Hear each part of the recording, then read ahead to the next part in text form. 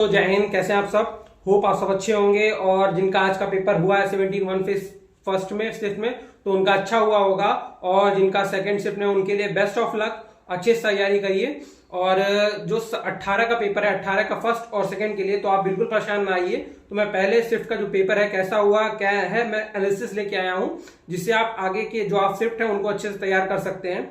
तो शुरुआत करता हूं, पहले मैं पेपर की बात करता हूं। पेपर कैसा था?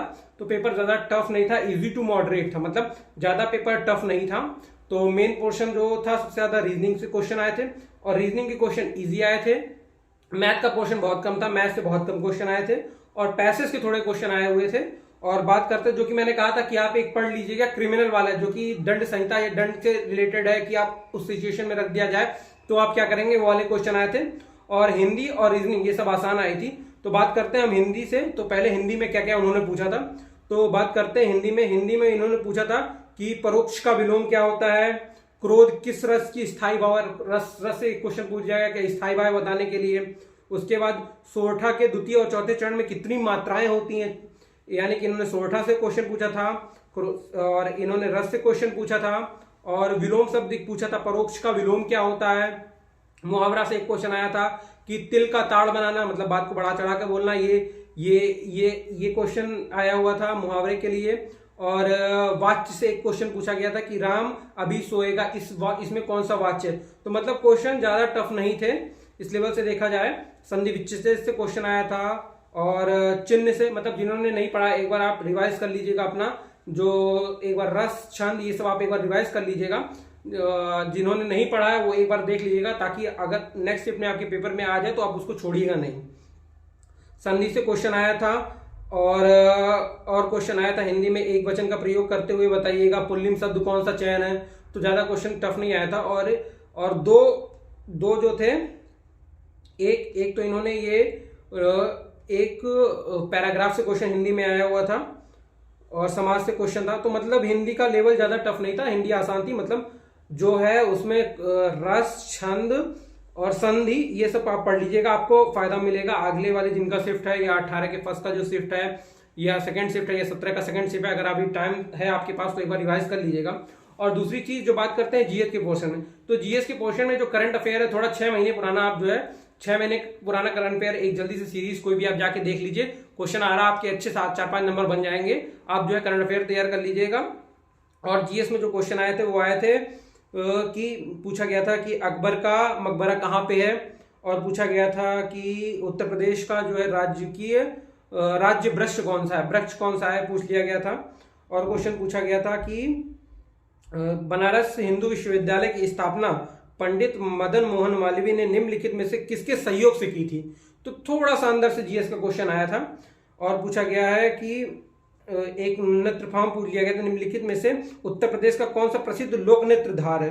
तो कजरी है कि रसिया है, हरकुला है, मतलब ये क्वेश्चन आया था इनको में। इनके में ज्यादा वो भी अंदर का नहीं। आप जो 6 महीने आप थोड़ा सा एक यूपी जी के थोड़ा पढ़ लीजिएगा और 6 महीने का यूपी करंट अफेयर पढ़ लीजिएगा, इससे आपका 7-8-10 क्वेश्चन आपके आराम से हो जाएंगे।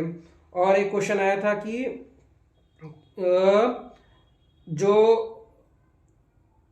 जो क्वेश्चन था क्या था, एज अ पार्स जीएसटी से एक रिलेटेड क्वेश्चन आया था कि जीएसटी के बारे में एक क्वेश्चन आया था। और पूछा गया था जो टका है वो कहाँ की किस देश की मुद्रा है। मतलब क्वेश्चन ज्यादा टफ थे नहीं, आराम से होने वाले क्वेश्चन थे।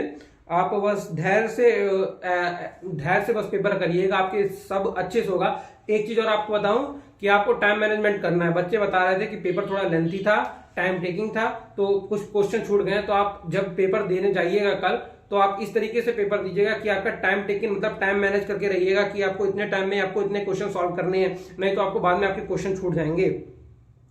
फिर बात करते हैं कि और क्वेश्चन कौन से थे। जीएस के 2 ग्रेट बैरियर रीफ है वो किस कंट्री में है, ये पूछा गया था क्वेश्चन, ग्रेट बैरियर कहाँ पे है। और डब्ल्यूएचओ का मुख्यालय पूछ लिया गया था। देखिए स्टैटिक से क्वेश्चन आ गया कि डब्ल्यूएचओ का मुख्यालय कहाँ पे है। और पूछा गया था कि निम्नलिखित में से कौन 1946 भारत की संविधान सभा के अध्यक्ष बताइए। संविधान सभा के अध्यक्ष के रूप में पूछ लिया गया था कौन था। और बात करते हैं मैथ्स के 2 या 3 क्वेश्चन थे, ज्यादा टफ मैथ के नहीं थे, जब मेन सब रीजनिंग के आए थे। तो रीजनिंग में ब्लड रिलेशन से क्वेश्चन पूछ लिया था और पूछ लिया था और जो है क्वेश्चन था सिंप्लीफिकेशन से, छोटे छोटे सिंप्लीफिकेशन से और एक और क्वेश्चन देखिए, ब्लड रिलेशन क्या आ गया था, सुरेश की बहन राम की पत्नी है, राम रानी की। तो ब्लड रिलेशन से 2 क्वेश्चन, यानी कि ब्लड रिलेशन आप अगर जिसको नहीं आता एक बार रिवाइज कर लीजिएगा, देख लीजिएगा। एक क्वेश्चन घड़ी से आया था, क्लॉक से आया था। एक घड़ी दोपहर के समय शुरू की जाती है 4:10 पर, घंटे की सुई घूम चुकी है, तो कितने एंगल का बनाएगी। तो यानी कि क्वेश्चन जो आ रहा था वो आ रहा था क्लॉक से।